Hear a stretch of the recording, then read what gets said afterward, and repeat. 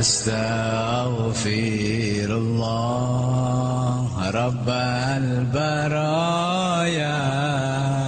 Astaghfirullah minal khataya. Rabbi zidani ilman nafi'a wa wafiqani amalan salihah. Ya Rasulullah salamun alaik ya rafi'a sya'ni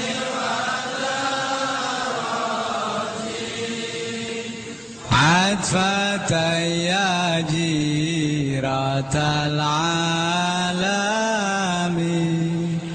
Ya uhailal judi wal karami.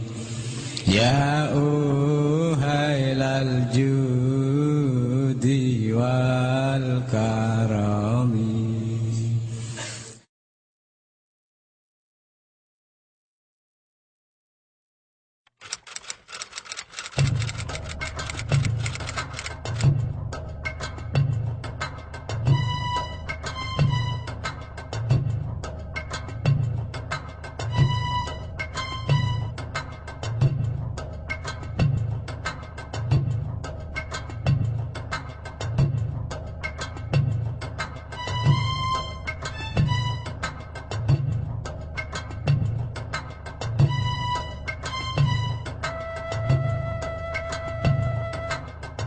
Komite Hijaz itu dibentuk ketika Saudi Arabia, Raja Saud itu mengundang semua orang Islam di seluruh dunia akan mengadakan muktamar di Mekah. Komite Hijaz artinya komite untuk menangani masalah praktek keagamaan di negeri Hijaz. Hijaz itu nama lain dari Mekah Madinah. Jazirah Arabia sebelah barat yang meliputi Mekah, Madinah, Jeddah dikuasai oleh pasukan tentara Wahabi yang langsung dipimpin oleh Raja Abdul Aziz bin Abdurrahman bin Muhammad bin Saud. Maka mereka melakukan hal-hal yang bertentangan dengan prinsip Ahlussunnah wal Jamaah, yaitu membongkar situs-situs sejarah, bahkan sampai kuburan-kuburan para sahabat. Di Ma'la itu ada kuburannya Sayyidah Khadijah, Asma binti Abu Bakar, Abdullah bin Zubair. Ulama-ulama semua dibikin rata dengan tanah. Kemudian situs sejarah juga dibongkar, makom Syafi'i, tempat mengajarnya Imam Syafi'i. Terakhir akan membongkar makom Hadrati Rasul sallallahu alaihi wasallam dan Sayyidina Abu Bakar Umar. Baru Kiai Hasyim Asy'ari, Kiai Wahab dan kiai-kiai tersentak mendengar bahwa kuburan Nabi Muhammad akan dibongkar. Segera dibentuk Komite Hijaz. Saudi Arabia di bawah kekuasaan Muhammad bin Abdul Wahab menerapkan pemerintahan dan menerapkan Islam menurut paham Wahabi. Yang boleh hidup hanya mazhab Wahabi. Mazhab 4 tidak boleh. Yang itu tidak cocok, bahkan dianggap berbahaya oleh para pemimpin Islam Indonesia, kiai-kiai di Indonesia. Jadi kiai-kiai di Indonesia ingin menyampaikan hal ini kepada Raja Saudi Arabia. Nah, maunya kiai-kiai ini nunut delegasi ke muktamar khilafah di Mekah itu. Tapi kemudian tahu-tahu nama Kiai Wahabi, alasannya karena kiai pesantren belum punya organisasi. Penghapusan nama Kiai Wahab ini menimbulkan kekecewaan Ya katakanlah mungkin juga kemarahan di kalangan pesantren.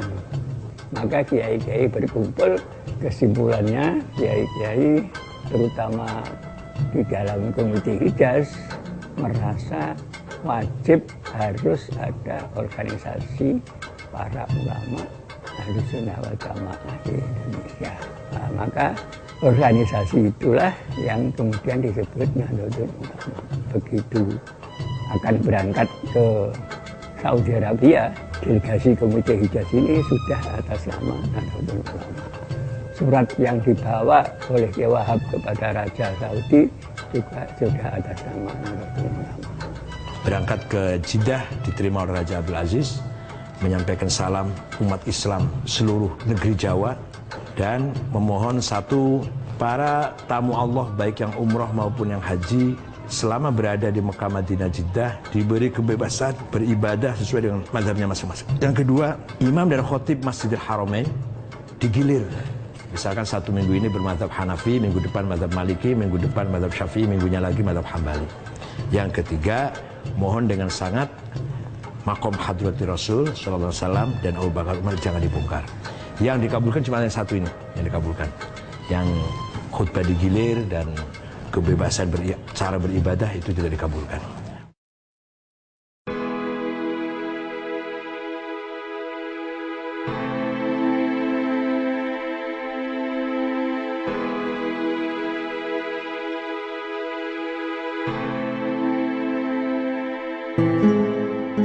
Kalau NU sebagai organisasi memang mulainya tahun 26 ya.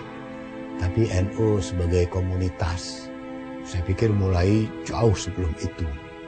Jadi penganjur Islam Ahlussunnah wal Jamaah yang mendirikan pesantren-pesantren adalah mereka yang pertama kali mencerdaskan rakyat yang tinggal di Nusantara. Bahkan sesungguhnya kalau secara ilmu organisasi sudah lama umat pesantren ini siap membuat Nahdlatul Ulama. Nahdlatul Wathon itu salah satu organisasi yang dibentuk oleh Kiai Wahab dan teman-temannya sebelum NU lahir. Sebenarnya Kiai Wahab sebagai inspirator ingin mendirikan organisasi santri lah. Tahun 14 matur atau menyampaikan inspirasinya kepada Kiai Hashim belum diizinkan. Maka sebagai cikal bakalnya berilah taswir afkar, mencari format berpikir yang pas untuk umat Islam Indonesia. Dan yang kedua, Nahdlatul Tujar, kebangkitan para pedagang santri. Kiai-kiai terutama Kiai Wahab itu mempersiapkan umat ini dalam hal ini menumbuhkan budaya organisasi. Karena itu tadi trauma, dihina, dilecehkan orang karena tidak punya organisasi. Lalu para pendiri NU itu berpikir, ini kalau ditanzim, ditata dalam suatu organisasi, alangkah lebih sangkil dan mangkusnya khidmah ini. Nah, Sayyidina Ali ngendika, yang batil saja bisa mengalahkan yang hak kalau yang batil ditata dengan rapi dan yang batal tidak. Maka lalu jamaah yang sama di mana-mana ini diwadahi jamiah yang namanya Nahdlatul Ulama. Tahun 26 itu Kiai Hasyim Asy'ari bersedia menjadi Rais NU dan oleh Kiai Wahab diberi jabatan Rais Akbar. NU lahir tahun 26 itu adalah menstrukturkan yang kultural. Karena itu ada semacam gap antara wadah dan isinya. Wadahnya modern, isinya tradisional.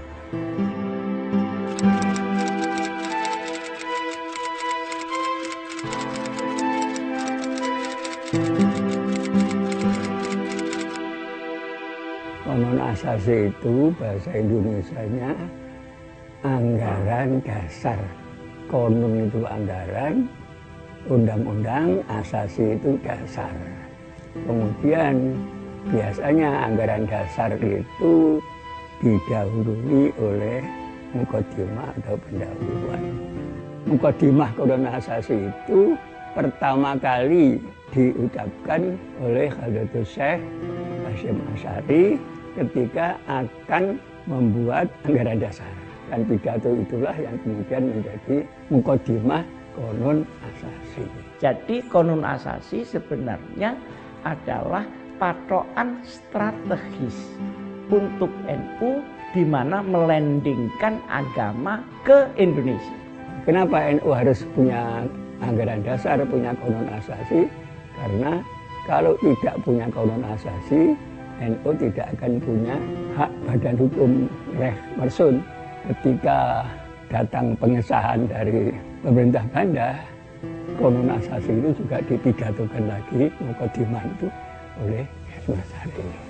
Yang saya tangkap dari mukadimah Qonun Asasi itu pertama iman dan takwa, kedua persatuan di kalangan kaum muslimin, juga itu masalah kehidupan bermadhab. Oleh karena itu apapun yang terjadi, apa yang tercantum dalam mukadimah Qonun Asasi tidak bisa berubah. Muktamar kapan saja tidak bisa merubah mukadimah Qonun Asasi.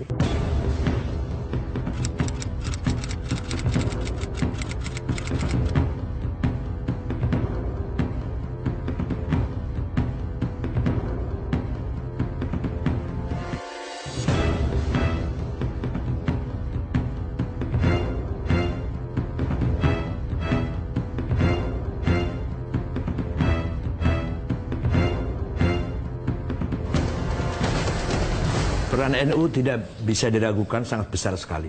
Para ulama, para kiai bersama masyarakat yang taat kepada kiai sangat-sangat anti dengan penjajah. Beberapa kiai banyak sekali menjadi pahlawan yang tidak dikenal, yang berkorban dengan jiwanya melawan penjajah Belanda itu. NU yang dipimpin oleh Hadratus Syekh dan kiai-kiai sepuh pada waktu itu menanamkan kepada orang NU seperti halnya kiai-kiai pesantren menanamkan kepada santri-santrinya bahwa kita itu orang Indonesia yang beragama Islam, bukan sekedar orang Islam yang kebetulan di Indonesia.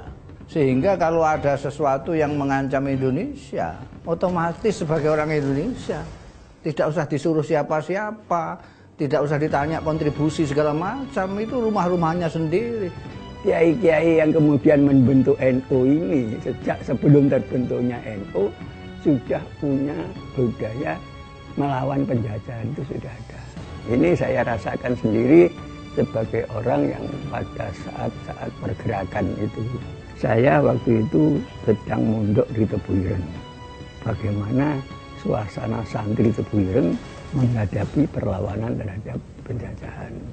Ini salah satu bukti bagaimana para kiai itu memusuhi penjajahan, melawan penjajahan dengan caranya sendiri. Dan sebelum ada Budi Utomo, sebelum ada macam-macam.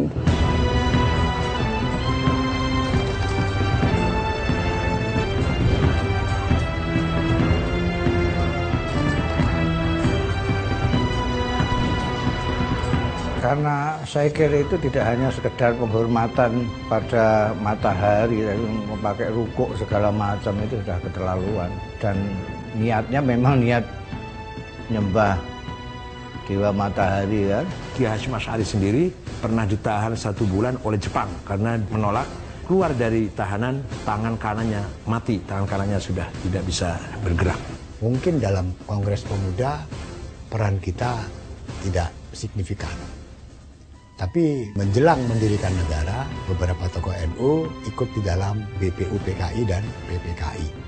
Kalau dilihat dari jumlah mungkin tidak banyak ya, karena secara resmi berperan di BPUPKI itu kan Kiai Maskur dan Kiai Wahid Hasyim ya. Kemudian di PPKI mungkin hanya Kiai Wahid Hasyim yang berperan, karena dari 61 menjadi 17, lalu ditambah anggota baru kira-kira 20, sisanya yang anggota BPUPKI itu tidak semuanya masuk ke PPKI.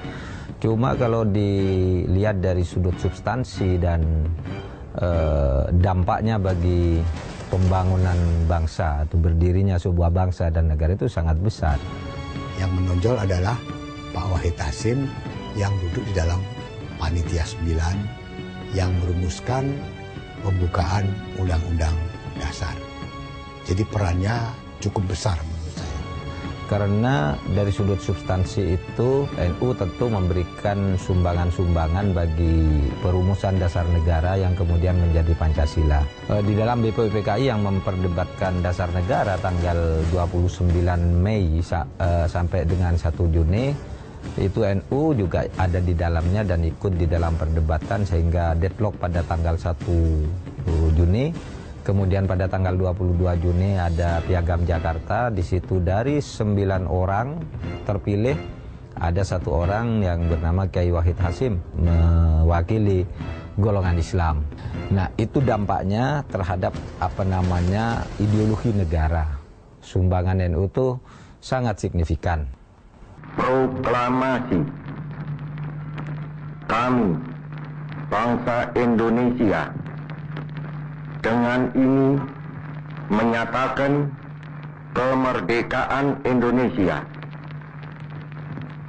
Hal-hal yang mengenai pemindahan kekuasaan dan lain-lain diselenggarakan dengan cara saksama dan dalam tempo yang sesingkat-singkatnya.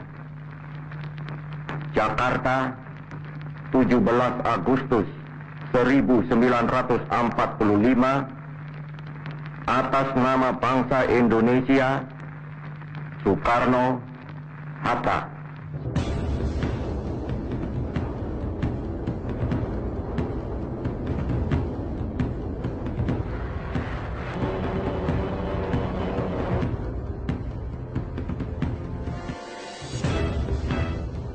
Tanggal 10 November 1945, ketika Nika datang menyerang Surabaya dipimpin oleh Jenderal Malabi, maka Bung Karno, Pak Hatta, Jenderal Sudirman mengirim utusan bertamu kepada Kiai Hasyim Asy'ari di Tebuireng, Jombang.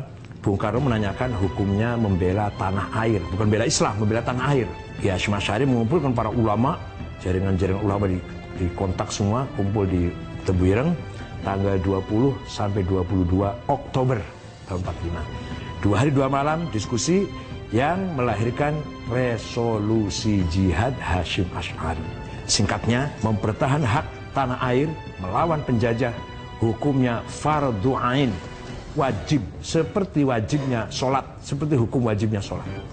Penduduk Surabaya dan sekitarnya radius 80 km harus melawan dengan senjata, yang di luar radius kilometer harus mendukung dengan apa saja. Bung Tomo sowan Hadratus Syekh Hasyim Asy'ari. Karena itu Hadratus Syekh mengeluarkan fatwa jihad ketika ada sekutu mau masuk ke Indonesia. Kenapa? Karena itu mau menyerang rumahnya. Di lapangan, Kiai Wahab yang sebagai komandan umum mengambil tempat di sebuah rumah di desa Siwalkerto. Di lapangan, Kiai Abbas dari Cirebon dan Kiai Masykur dari Malang. Itu yang sebagai komandan lapangan. Yang mimpin di 10 November itu antara lain ada Kiai Abbas dari Buntet. Jadi yang perlaya pada saat kejadian itu yang banyak ya santri-santri. Santri-santri.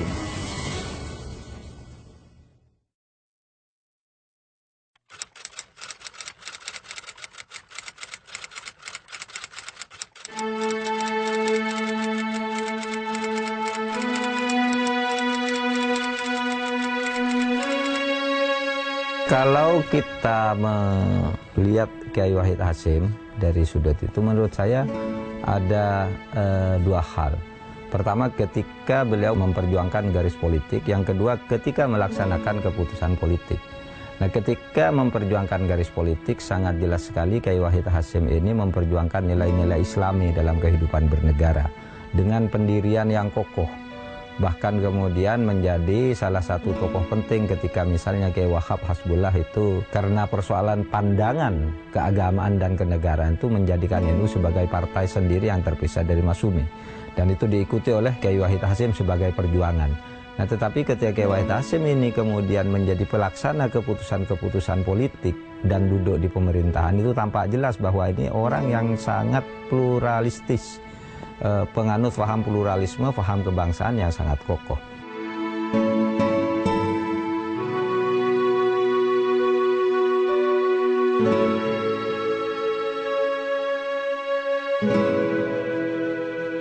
Fatayat dan Muslimat NU ini mempertahankan prinsip-prinsip Islami, cara berpakaian, cara menjaga keutuhan keluarga dengan akhlak yang mulia. Berdiri di Purwokerto, tanggal 29 Maret 1946. Pertama kali ketuanya yaitu namanya Ibu Mahmudah Mawardi. Fatayat didirikan pada tanggal 24 April tahun 50 di 3 kota pertama kali, Surabaya, Sidoarjo, Gresik. Pendirinya juga 3 orang, Ibu Murtasiyah dari Surabaya, Ibu Huzaimah Mansur dari Gresik, dan Ibu Aminah Mansur dari Sidoarjo. Kedua organisasi ini terbentuk untuk mewadahi kebutuhan perempuan-perempuan Nahdlatul Ulama akan sebuah wadah untuk berkegiatan maupun mengekspresikan keinginan mereka untuk aktif berpartisipasi dalam masyarakat. Kalau kita melihat dalam sejarahnya, baik Fatayat maupun Muslimat sebelum terbentuknya, sebelum terwadahi ya, itu tokoh-tokohnya sudah aktif dalam gerakan perjuangan kemerdekaan Indonesia. Baik secara langsung ikut angkat senjata maupun berperan di dapur umum, aktif untuk memastikan bahwa pejuang-pejuang kemerdekaan kita itu teropeni, terawat ya. Bahkan juga yang menjadi kurir-kurir untuk mengantar pesan-pesan rahasia antara para pejuang kemerdekaan. Jadi perannya luar biasa sekali.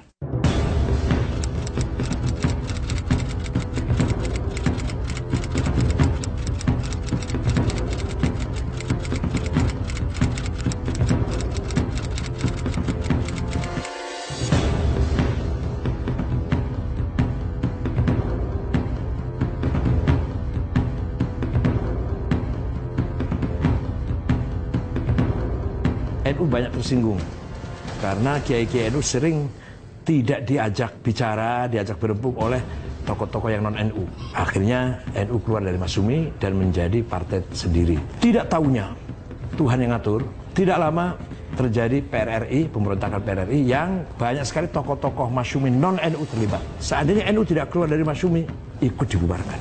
Padahal waktu keluarnya NU dari Masyumi bukan karena mengetahui akan ada pemberontakan, tidak. Tapi itulah tangan Tuhan yang ikut campur, menggerakkan hati para ulama NU agar keluar dari Masyumi. Ya sebetulnya hubungan itu tidak berjalan mulus karena perbedaan latar belakang. Kebanyakan tokoh-tokoh Masyumi adalah berpendidikan barat, menjadi intelektual dan menganggap enteng para ulama NU yang sebetulnya tidak kalah dari mereka. Karena adanya ketidaksesuaian pendapat dengan tokoh-tokoh dalam Masyumi, maka ulama-ulama NU mendirikan partai dan akhirnya menjadi pemenang ketiga dari pemilu.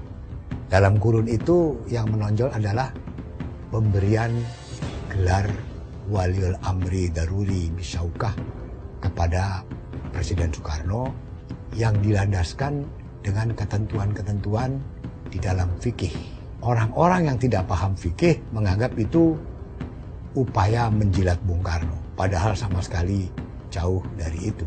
Nah, ketika itu NU masih memperjuangkan Islam menjadi dasar negara yang dilakukan di dalam waktu 56 sampai 59 di dalam Majelis Konstituante.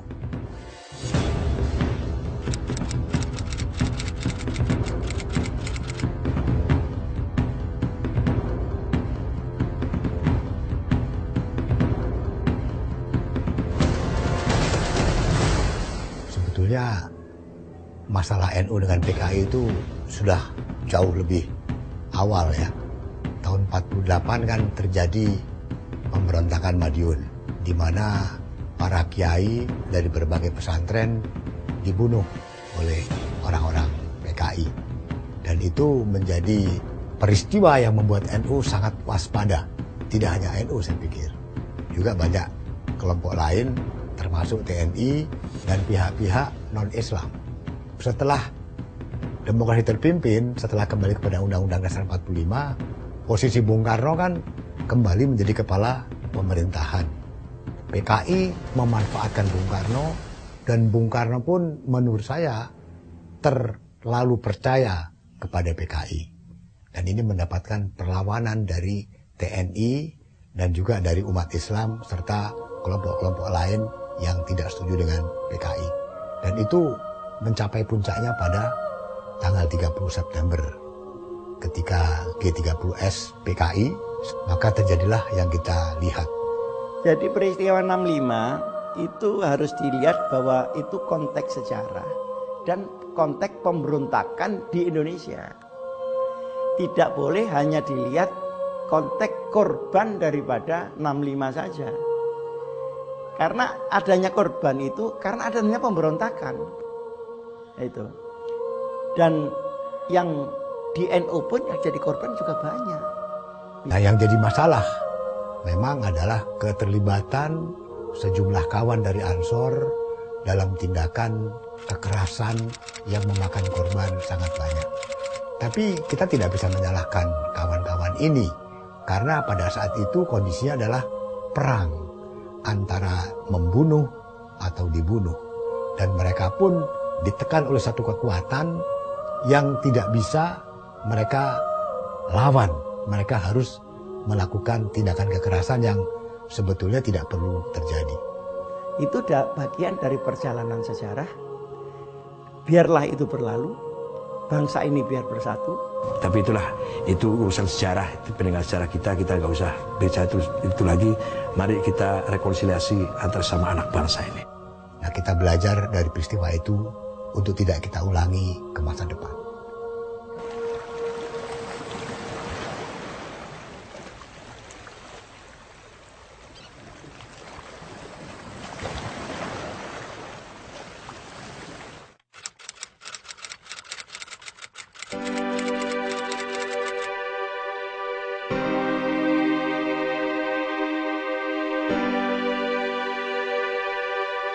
Ketika itu tokohnya yang terkenal Pak Subhan dengan Pak Syekhu ngotot ingin pemilu luber langsung bebas rahasia dengan keyakinan NU akan menang, minimal akan menunjukkan kekuatan NU lah. Ketika itu suasananya Pak Harto dan beberapa tokoh nasional, tokoh TNI terutama Angkatan Darat tidak berkenan kalau NU itu menjadi partai pemenang. Maka dari Sekber Golkar, sekretariat bersama golongan karya yang di situ juga ada Pak Subhan di situ. Kemudian dijadikan kendaraan, tidak mengatakan itu partai, tapi itu golongan karya, dan golongan karyalah yang harus menang. Kalau menurut saya, dulu itu ada kekuatan sosial politik di Indonesia itu ada 6. PNI, Masumi, PKI, NU, militer. Setelah Bung Karno tidak ada, PNI tidak ada, Masumi tidak ada, PKI tidak ada, tinggal 2. Tentara bikin Golkar. Maka yang dijeleng-jeleng, yang ditekan-tekan itu NU. Pemilu pertama tahun 71 sudah diperlakukan begitu kejam, NU masih eksis. NU menjadi sasaran dari pemerintah Orde Baru pada pemilu tahun 71 dan seterusnya. Hal itu terjadi karena pemerintah masih menganggap NU masalah, ancaman, karena masih menginginkan negara berdasar Islam. Karena itu lalu dilakukan segala macam upaya, termasuk akhirnya dibonsaikan dalam P3. Dan betul-betul NU waktu itu sudah menjadi kecil secara politik. Ya, itulah sejarah perjalanan bangsa kita. Kita tidak usah mengungkit-ungkit itu ke belakang.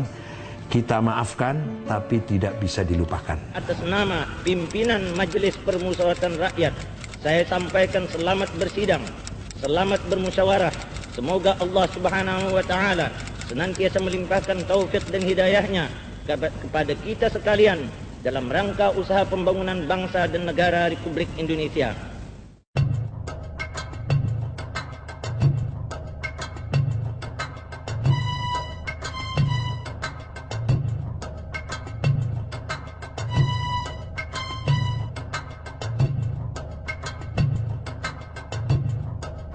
Zaman Orde Baru yang paling dilalimi oleh Orde Baru itu orang NU. Orang NU yang paling dilalimi. Agak kendor dilalimi itu sebentar saja ketika NU menerima asas Pancasila dan mengeluarkan Khitoh itu. Khitoh ini merupakan langkah besar dari NU.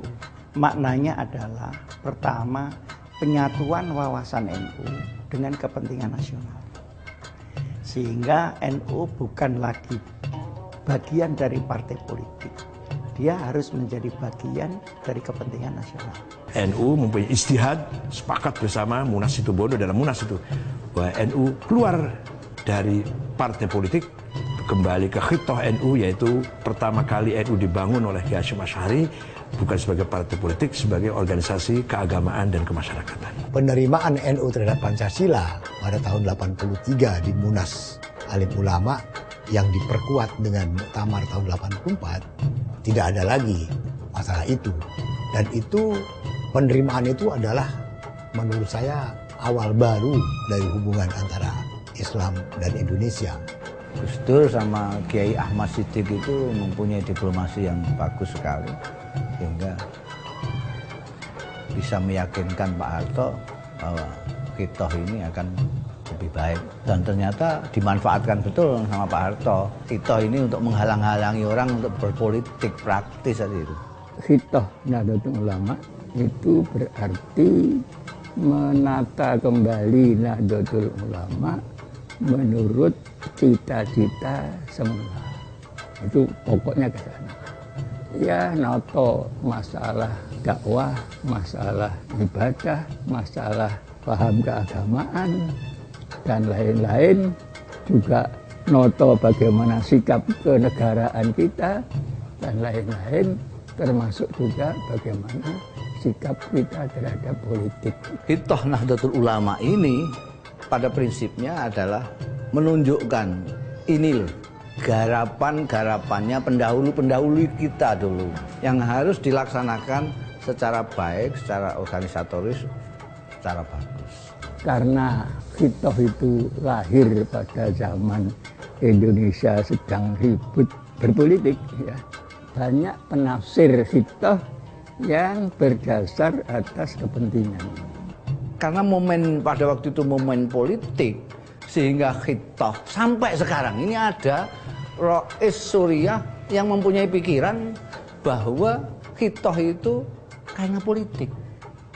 Dulu ada Majelis 24 yang terdiri dari kiai-kiai, dari tokoh-tokoh muda dan lain sebagainya yang mengadakan diskusi yang intens mengenai gimana NU ini kok jadi khidmahnya kepada umat kok tidak seperti dulu-dulu. Akhirnya Majelis 24 ini membentuk tim 7. Tim 7 yang diketuai oleh Gus Dur. Di dalam khitoh itu disebutkan bahwa khidmah Nahdlatul Ulama bisa berhasil dengan baik tergantung kepada pimpinan, pengurus dan warga NU di dalam menjalankan khitoh Nahdlatul Ulama ini. Kita ingatkan 94 Orde Baru melalui Kasat waktu itu ingin mencegah supaya Gus Dur tidak terpilih di dalam muktamar di Cipasung. Pak Harto itu tidak ingin NU dipimpin oleh orang NU, itu kan sudah keterlaluan. Di Cipasung itu tidak boleh orang NU milih tokohnya sendiri. Ya masukkan orang yang nggak jelas nasabnya di NU supaya mimpinnya. Upaya itu tidak berhasil. Di situ kita melihat bahwa kemandirian NU tetap terjaga. Karena kita juga utuh. Walaupun kita dipengaruhi orang lain, ditekan orang lain, tapi kita punya kemandirian.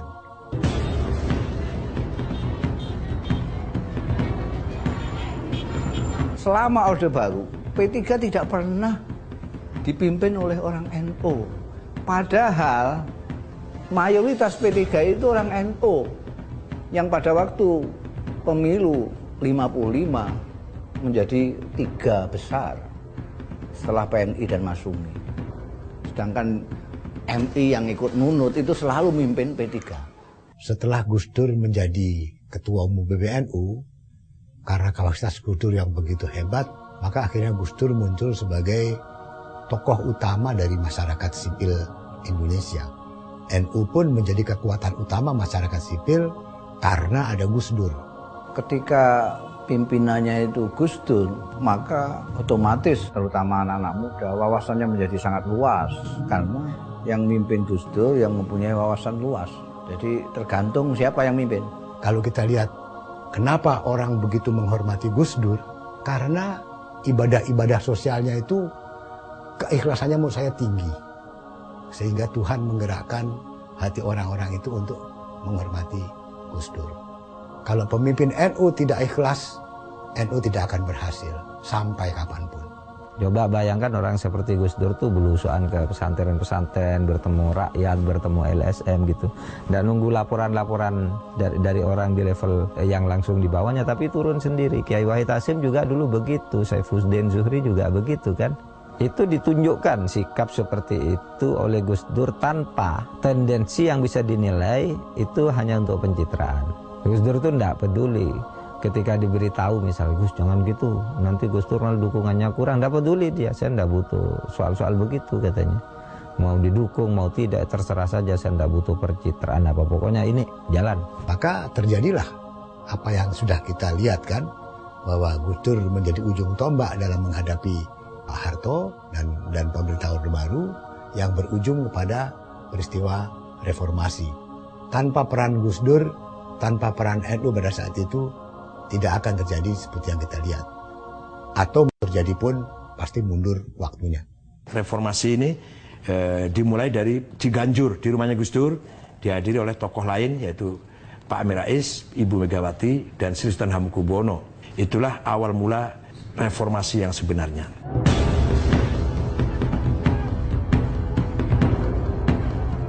Bismillah, walhamdulillah, wassalatu wassalamu ala rasulillah Sayyidina Muhammad ibn Abdullah sallallahu alaihi wasallam. Kesini karena ini anti kekerasan.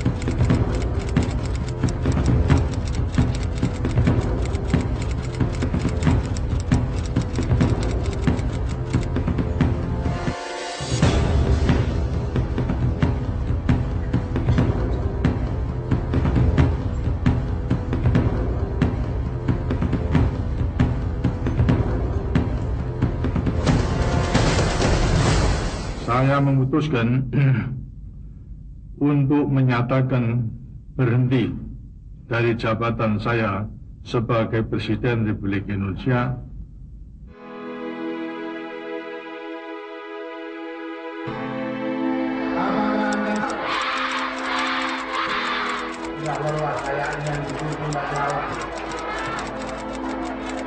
Ayo kita ulang, PKB membela yang benar. Dibentuk PKB itu tanggal 23 Juli tahun 98, setahun sebelum pemilu. Jadi dadaan kemudian ikut pemilu.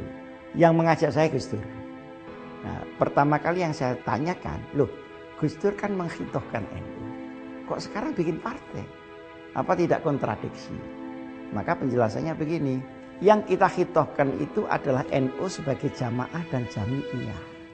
Ini harus menempati posisi hitoh yang hubungannya itu bukan NU partai tapi NU bangsa. Tetapi sistem nanti di reformasi ini akan bertumbuh kepada partai politik.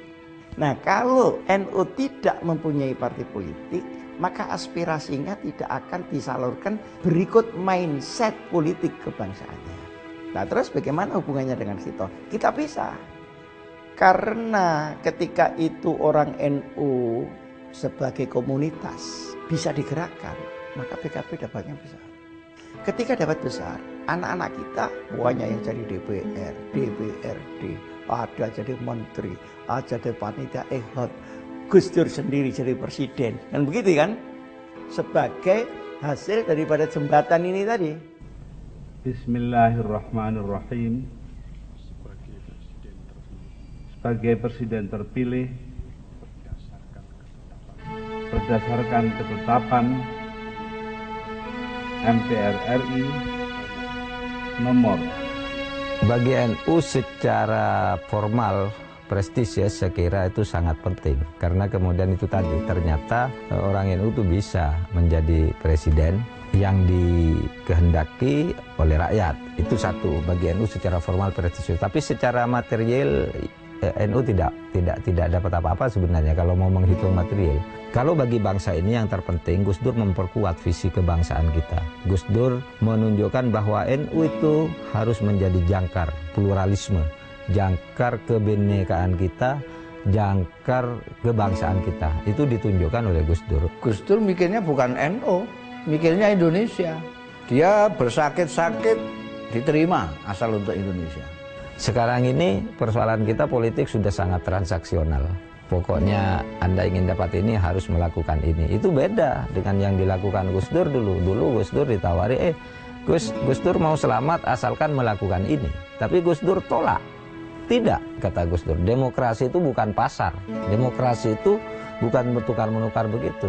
Saya sering ceritakan kan, Gus Dur ketika mau jatuh, itu sudah ditawari, Gus Dur Anda tidak akan jatuh asal mau mengganti menteri. Kan gampang, seorang presiden ingin selamat, sudahlah ganti menteri, dia memang bisa mengganti. Tapi Gus Dur bilang, tidak, demokrasi itu bukan pasar. Oleh karena demokrasi bukan pasar, kalau minta saya sebagai presiden mengganti menteri atas perintah partai politik, maka saya melanggar konstitusi, maka saya lebih baik tunduk kepada konstitusi, kata Gus Dur. Tidak apa-apa saya jatuh, dan itu yang terjadi.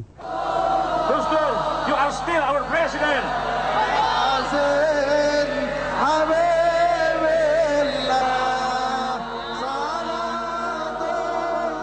Pada waktu itu ya NU tentu mengalami pukulan secara moral ya, karena presiden Indonesia yang dibangga-banggakan oleh NU lalu jatuh dengan cara tragis seperti itu.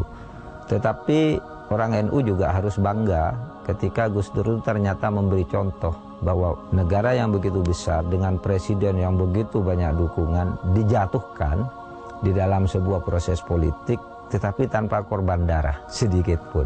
Anda tahu jatuhnya Pak Harto misalnya, itu makan korban Semanggi, makan orang-orang diculik yang hilang 14 orang sampai sekarang tidak ketemu. Bung Karno jatuh juga itu lebih parah lagi, mengorbankan darah manusia begitu banyak, konflik PKI dengan rakyat, dengan angkatan darat itu kan, lalu ratusan ribu orang meninggal menjadi korban sampai kemudian menjatuhkan Bung Karno. Zaman Gus Dur coba Anda lihat, tidak ada satupun orang meninggal ketika Gus Dur jatuh. Karena apa? Karena Gus Dur sendiri sudah menyatakan tidak masuk akal kalau hanya mempertahankan kekuasaan itu harus mengorbankan nyawa seseorang. Sehingga Gus Dur pada waktu itu bahkan sebelum jatuh sudah mengutus saya ke berbagai tempat di Jawa Timur dan Jawa Tengah yang punya kantong-kantong pendukung fanatik. Saya datangi kiai di sana, saya datangi tokoh-tokoh di sana untuk memberi pesan Gus Dur, tidak usah merencanakan membela Gus Dur ke Jakarta. Pada waktu itu kan sudah siap pasukan berani mati kan, dari Jawa Timur, dari Jawa Tengah udah datang ke Jakarta. Nah kalau Gus Dur mau, ya dibiarin aja gitu kan, pasti terjadi pertumpahan darah. Mungkin orang berhasil saja menjatuhkan Gus Dur, tapi dengan cara yang berat. Kalau Gus Dur mau melawan pada waktu itu.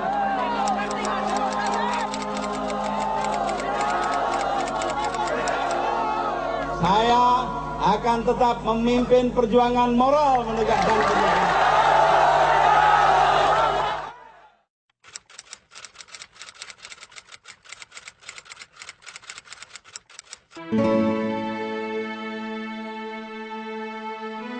ICIS itu singkatan dari International Conference of Islamic Scholars. Kalau di bahasa Arabkan itu Al-Mu'tamarud Duwali lil Ulama wal Mustaqofin al-Muslimin. Saya bentuk tahun 2003. Ketika itu masih panas-panasnya serangan-serangan barat terhadap Islam, sehubungan dengan perang terhadap terorisme yang dimulai semenjak 9/11, jadi tanggal 11 September, yang menjadi misinya dua. Pertama, Islam yang rahmatan lil alamin.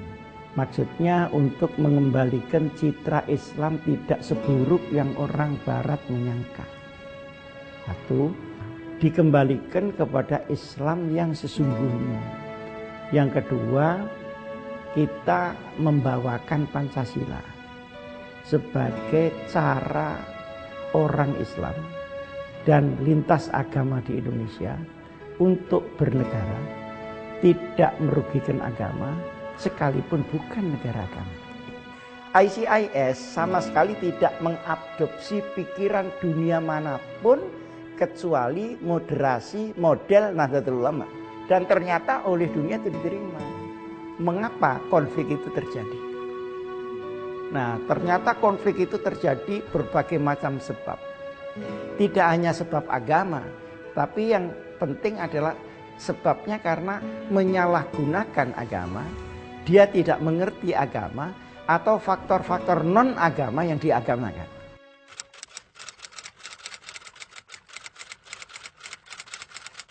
Ada seorang pemimpin pergerakan nasional Indonesia, adalah Dr. Sutomo, yang ikut mendirikan Budi Utomo. Beliau mengatakan pesantren adalah konservatorium patriotisme dan nasionalisme Indonesia. Andai kata tidak ada pesantren, andai kata tokoh-tokoh Indonesia hanya mendapatkan pendidikan barat, kiranya sulit mengajak mereka untuk memperjuangkan kemerdekaan Indonesia. Semangat memperjuangkan Indonesia itu sangat didukung oleh pesantren-pesantren. Nasionalisme itu sangat erat hubungannya dengan Nahdlatul Ulama, dan terakhir lagi ya kita bisa melihat tahun 83-84 itu waktu Situbondo dengan pernyataan bahwa republik ini adalah final ya. Jadi itu satu pengakuan bentuk final dari republik.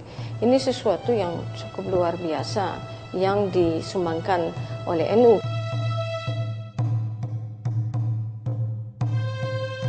Orang NU itu orang Indonesia yang beragama Islam. Bukan orang Islam yang kebetulan di Indonesia. Orang NU itu bukan turis, tapi dia tuan rumah. Sehingga dia tahu di Indonesia ini isinya apa saja. Isinya Bhinneka Tunggal Ika. Isinya macam-macam, beragam orang. Islam yang majemuk ini diberi warna-warna Islam yang penuh kesejukan, penuh persaudaraan, sehingga konsep kebangsaan kita itu lalu mudah difahami dari pandangan NU, kemudian juga dikristalisasikan di dalam ideologi negara dan konstitusi yang penegakannya juga kemudian bisa dipaksakan oleh negara sebagai satu faham kenegaraan gitu. Kalau dalam konteks agama dengan negara, tadi sudah kita menerima Pancasila, dan NU juga menjadi pelopor dari masuknya sejumlah aspirasi umat Islam. Dan sekali lagi kita tidak bisa menafikan peran Gus Dur untuk meletakkan dasar-dasar adanya demokrasi di Indonesia yang berujung kepada reformasi. Gus Dur itu punya andil besar sekali dalam keterbukaan pemikiran orang-orang NU muda. Dia memberi satu kepercayaan diri dan juga perlindungan kepada pembaruan di dalam NU. Ya, Gus Dur itu selalu memikirkan bahwa yang bisa mengkontribusi sesuatu justru itu adalah orang-orang keluaran pesantren.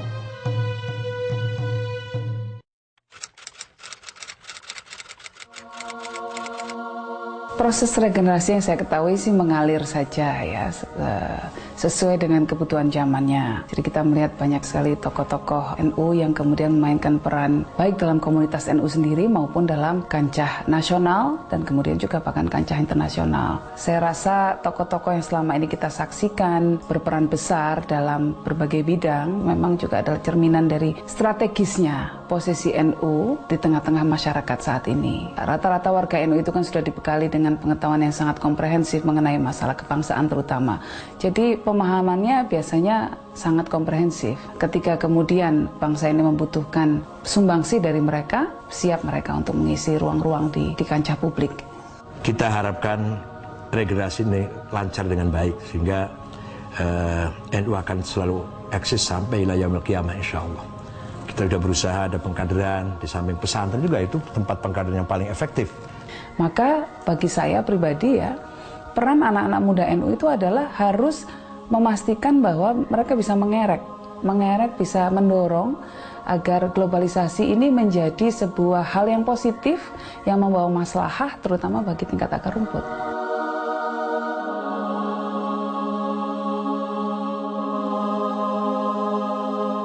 Ya sebenarnya nilai yang dibawa oleh NU banyak ya.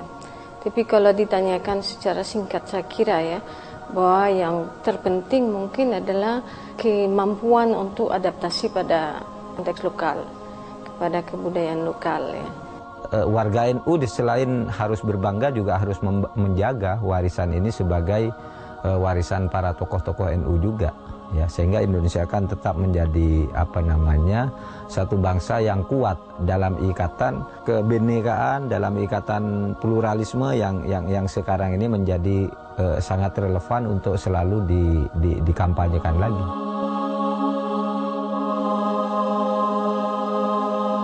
Kita ingin menjadikan Indonesia mutamaddin, Indonesia beradab, Indonesia berkeadilan, yang sejahtera, umat Islamnya cerdas, berkecukupan, bermartabat, disiplin, toleran, menjunjung tinggi perbedaan. Itulah namanya mutamaddin atau Madinah. Jadi ke depannya menurut saya peran kesejarahan NU adalah menjadi kekuatan utama masyarakat sipil untuk memperjuangkan demokrasi ekonomi. Kalau dalam era Gus Dur dulu NU melawan pemerintah karena pemerintahnya memang harus dilawan, maka ke depannya NU harus menjadi mitra pemerintah dalam mewujudkan demokrasi ekonomi. Astaghfirullah Rabbal baraya, Astaghfirullah minal khataya, Rabbi zidni ilman nafi'a wa wafiqani amalan sholihan. Kita telah kehilangan salah seorang putra terbaik bangsa, seorang guru dan bapak bangsa, dan seorang negarawan terhormat.